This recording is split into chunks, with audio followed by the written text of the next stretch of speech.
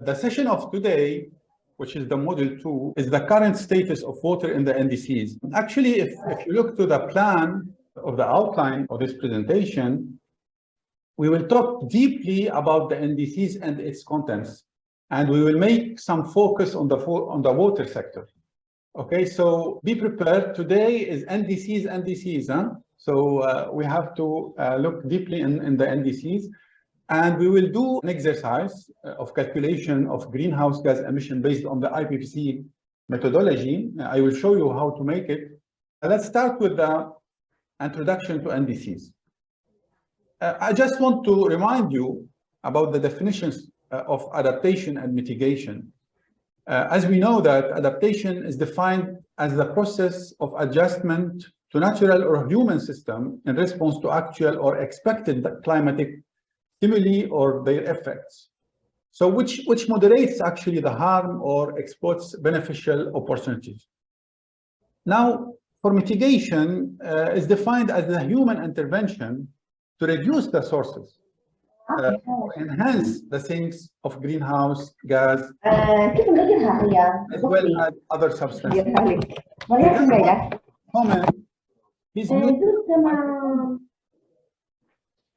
Just one comment, like for mitigation, reduce the sources.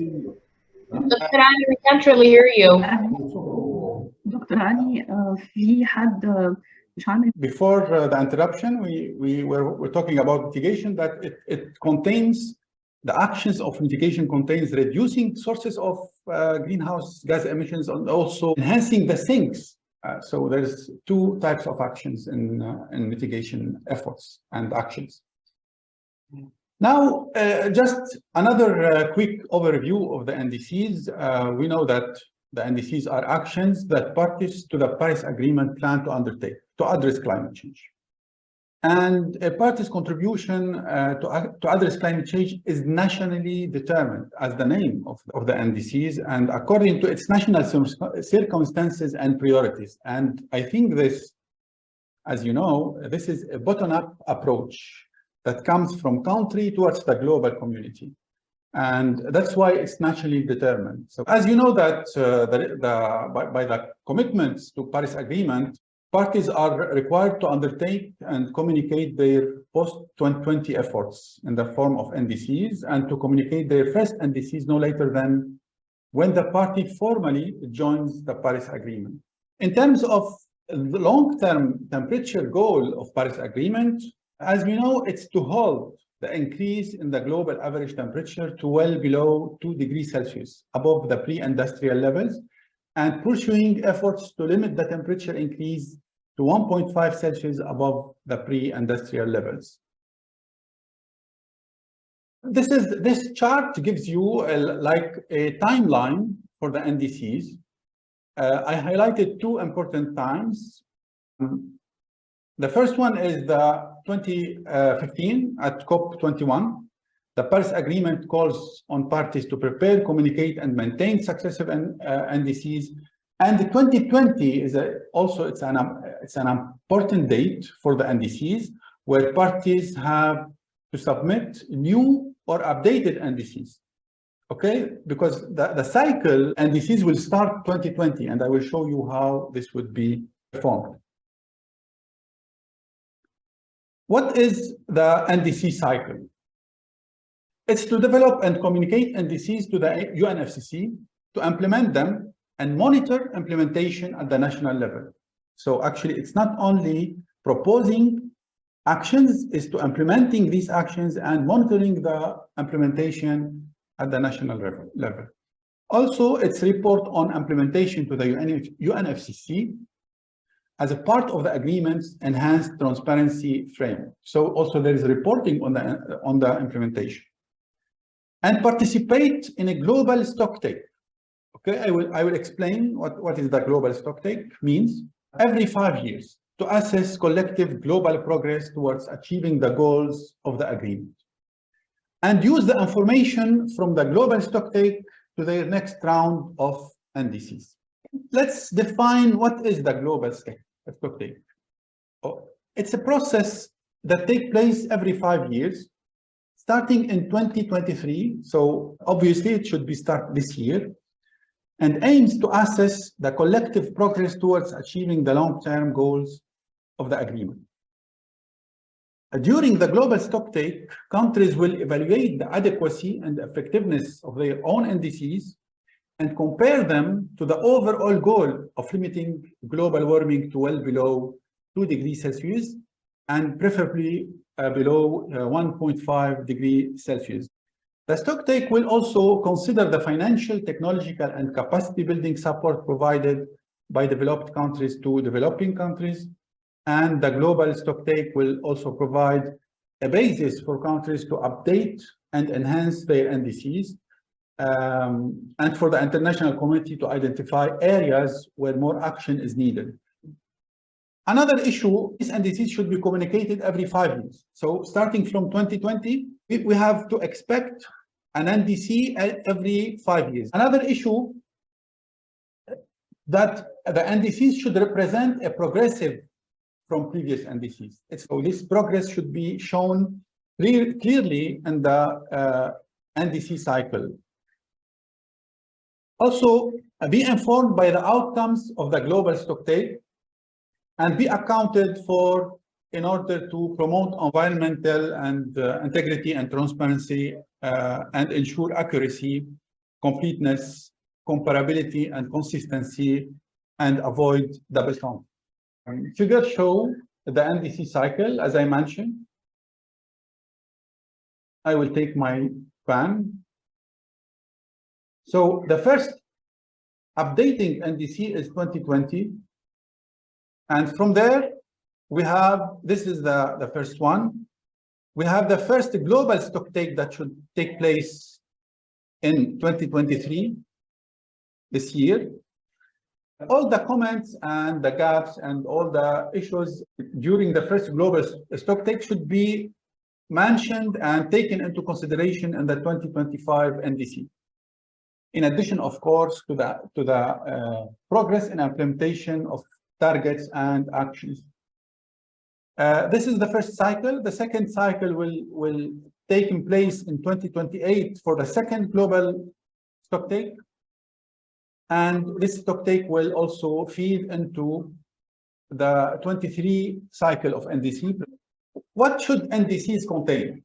The contents. Let's look a little bit into the contents of the NDCs.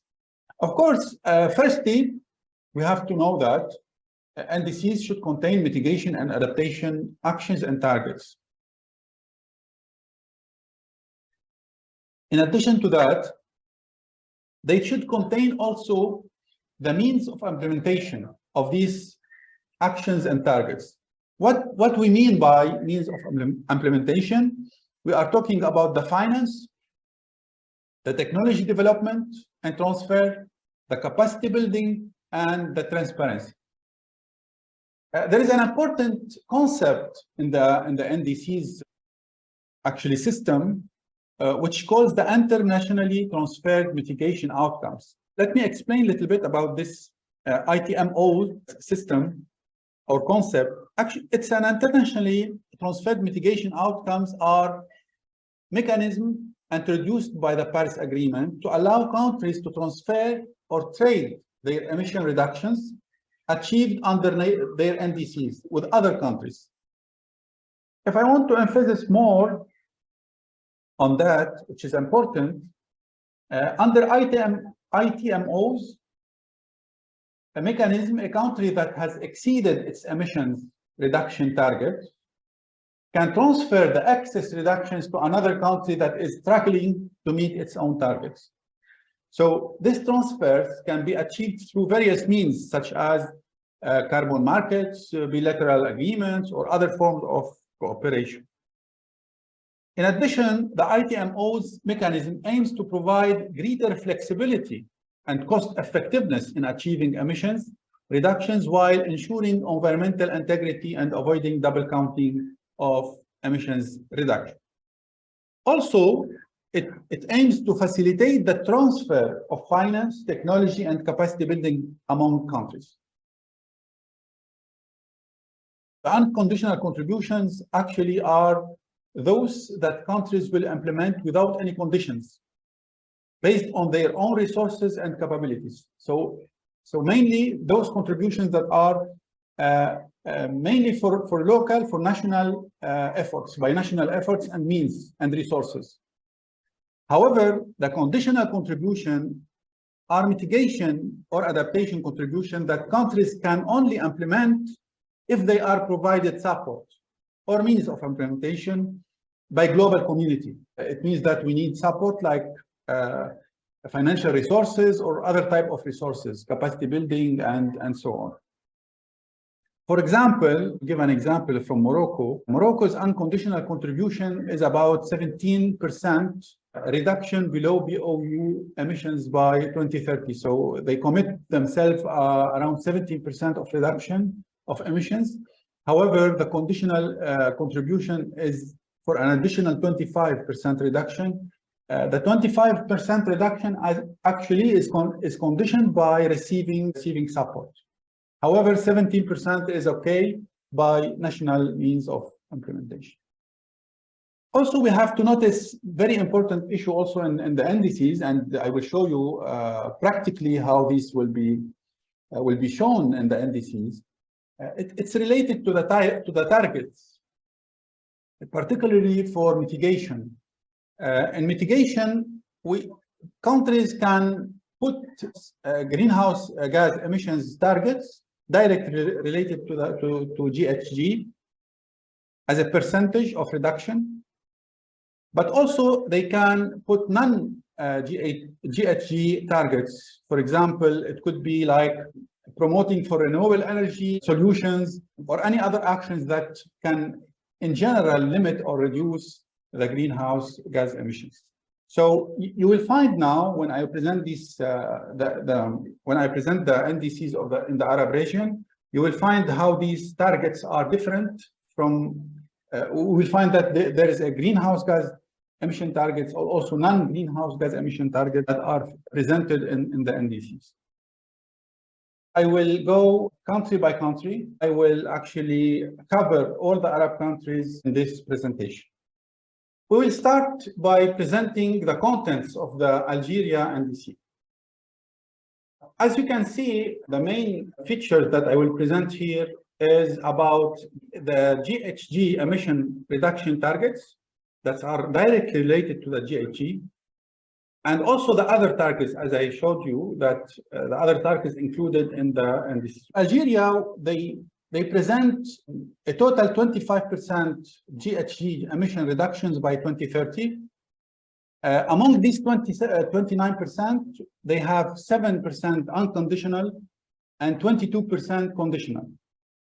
Okay, so we understand now what's the meaning of unconditional and conditional. For the other targets, we can see that they have a 9% reduction in energy consumption by 2030, 27% of its electricity from renewable resources by 2030, 1% reduction in gas flaring, and 1 million vehicles converted to LPG, and 20,000 buses converted to LPG. Of course, the main sectors are all the sectors. In mitigation, we took energy, transport, cities, industry, waste, and forests.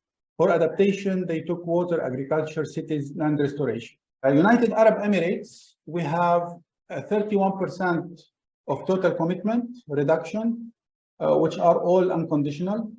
For the other targets, we have 54% reduction of electricity generated emission by 2030, 14% reduction of transport emissions, and 19% reduction of industry emissions, and 26% reduction of waste emissions, and also a 30 times increase in carbon capture, utilization, and storage activities. 100 million mangrove seeding planted, and 50% reduction of food waste. Section 2, water in the NDCs, global review. In this section, we will present a global review on the water sector and how it's taken into consideration in the NDCs. Actually, the water, as we mentioned, any adaptation action or priority in the NDCs, water has direct and indirect effects. And this is very important for the water sector. that it gives a direct and indirect effect in all the action. Here, for example, let me take the pen. For example, globally, we have, for example, a direct water-related actions. It's around 120. This is the water actions. This is the number of countries. And then you have indirectly water-related, like, for example, the agriculture, health, ecosystems, infrastructure, forestry, energy, food security, coastal protection, fisheries. So all these actions are indirectly water-related. So as you can see, in the NDCs, water is a connector. It exists among all the actions, either directly by water actions directly or either indirectly through other sectors. So this is the importance of water. That's why we are actually concentrated in this training on the water sector too, because it's a connector. It's a connector for all the actions in the NDC. Of course, in terms of water-related climate hazards, and they are identified in the adaptation components globally, we can see also that there is directly water-related and indirectly water-related, such as directly, I would mention the floods, the droughts. Indirectly, we can mention vector-borne and waterborne.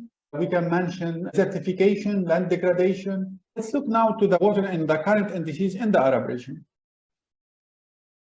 Also, a very important thing, and I have to highlight this from Palestine NDCs, the women should be also exposed to more sustainable practices in water management and be able to voice their specific interests and concerns related to water use, quality, and access. This is very important action, actually, or mention in the Palestine NDCs related to women. And we have also, we encourage countries to look into this gender aspect and to see how we can enhance this in all the NDCs in the Arab region. We have wastewater treatment and use is mentioned also a lot in the Arab countries, and this is obvious because we know that the water scarcity, we need other resources, and one of the unconventional resources is the wastewater treatment and use.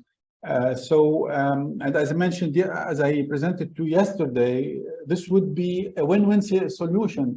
The wastewater treatment and use is a win-win solution in terms of reducing greenhouse gas emissions by taking the methane gas and produce electricity. I showed you how to calculate the extent of electrical production from wastewater treatment in anaerobic digestion. The groundwater also is mentioned by Jordan, highlighting its critical role in groundwater also depletion and unsustainable management, which is one of the biggest challenges facing water security in the region. So actually it's exceptionally referred to in a few NDCs among the strategic measures and revered the alarming situation of most of the non-renewable aquifers in the Arab region. And I think the groundwater, particularly non-renewable aquifers, should be also taken more attention preparing the NDCs in the Arab region. Here, for example, we know that we'll just go directly to the global framework for action led by FAO and implemented jointly with UNESCO and the World Bank during the period of April 2011 to June 2016, which is a global vision to groundwater governance. It's a very important topic and initiative. In this initiative, there were a regional working group. When I said regional working group, it's from the Arab region, taking into consideration several stakeholders, including professionals from ministries, including academia, including research institutions, and of course, the international organization. The working group was tasked with discussion the subject of groundwater in the face of climate change. They coming up with the main challenges and a list of recommendations for improvement. The main findings of this working group on groundwater and climate change. Although groundwater is expected to be less vulnerable to climate change than surface water, both will be significantly impacted. Impacts can be direct, less recharge to shallow groundwater, or indirect, increasing demands on deep groundwater. It will become important to use groundwater as a buffer resource to climate variability. Available adaptation options include activities on the supply side, such as using non-conventional water desalination, wastewater reuse, and water harvesting, especially groundwater recharge dams, which are an important option for the region. Available adaptation options include activities on the demand side that aim to conserve water and increase water use efficiency. Demand-side adaptation activities, especially those concerning the agriculture sector and more cost-effective. Overarching crucial issue is groundwater monitoring, both in terms of quality and quantity. So actually, those are the main findings from the working group, from the regional working group. The main recommendation also come up from these working recommendations are need to advise politicians and stakeholders using the proper tools that the era of increasing water to meet increasing demands has ended, and that a shift towards reduction of consumption and adaptation needs to start. Policymakers need to understand that protecting and preserving groundwater is part of the increasing society's resilience to climate change impacts. Adaptation activities, supply and demand for the region need to be assessed and prioritized based on cost effectiveness. Adaptation solutions need to be analyzed out of the water box, as most of the solutions are outside the water sector control domain, like, for example, transforming to a less water-dependent economy, food security, employment, farmers, changing population policies, and so on. Climate change adaptation needs to be integrated in national water resources planning and management. So those are the recommendations. It's important to keep these in mind because it's a long process of consultation to get to these recommendations on the groundwater. The issue of groundwater is related to the tragedy of the common concept, tragedy of the commons, which is actually introduced by Garrett Harding in 1968. Okay, in terms of groundwater, of the governance, of water governance in the NDCs, we can see here that water governance also is included. For example, Tunisia has referred to water governance twice. 6 countries NDCs refer to it once, namely Jordan, Lebanon, Mauritania, Palestine, and Yemen. But we have to know that it's not only the reference to the governance, water governance. We should also give action plans. We should give targets to make it actually implementing actions and to make monitoring of these actions and to see how this would progress in the future. Now I will open with you the Climate Watch platform. It's a very interesting platform. You can see all information related to the NDCs, and particularly also you will see that the relationship between the actions in the NDCs and the SDGs, the achievement of the SDGs. So I will go with you this platform. I share the screen. Okay, so you can see now, this is the platform of Climate Watch. I will take countries. Here you have all the countries. Let me take Lebanon as an example.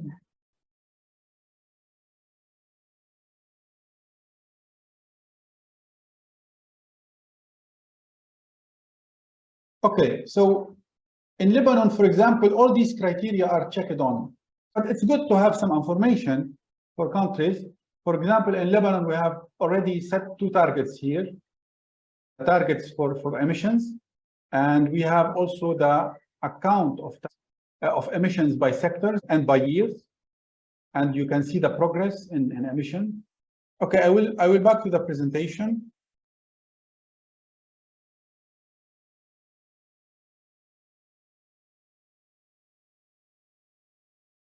Now I want you, in 10 minutes, to have please access your country's NDC report and share some details of its mitigation target, both conditional and unconditional, as well as any other adaptation measures that are outlined in the report. They mentioned some mitigation measure in percentage. Very good. That one. In this one, yes. Very good. Okay. Yeah. Did you find the conditional, unconditional targets? Is it clearly mentioned?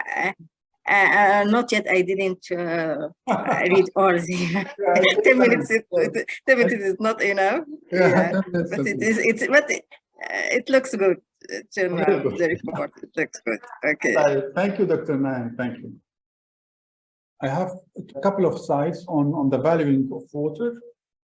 It's an important issue that I want to also to mention. Valuing water actually is hardly mentioned in NDCs. This is what we noticed in the Arab region. And although this is an important issue, there's some examples, like for example from Qatar.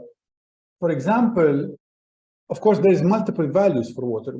Let me give you some of these multiple values. And water also is important for the environment, for the infrastructure, for the water services, and also for the production and the socio-economic activities, and also other socio-cultural values of water. These are the multiple values of water. Here, for example, I have the SDG 6.4.1, which is the water productivity or efficiency. As a takeaway messages, I can say that water has multiple values. Approach to valuing water vary widely across and even within different user dimensions and perspectives. The failure to fully value water in all its different uses is considered a root cause or a symptom of the political neglect of water and its mismanagement.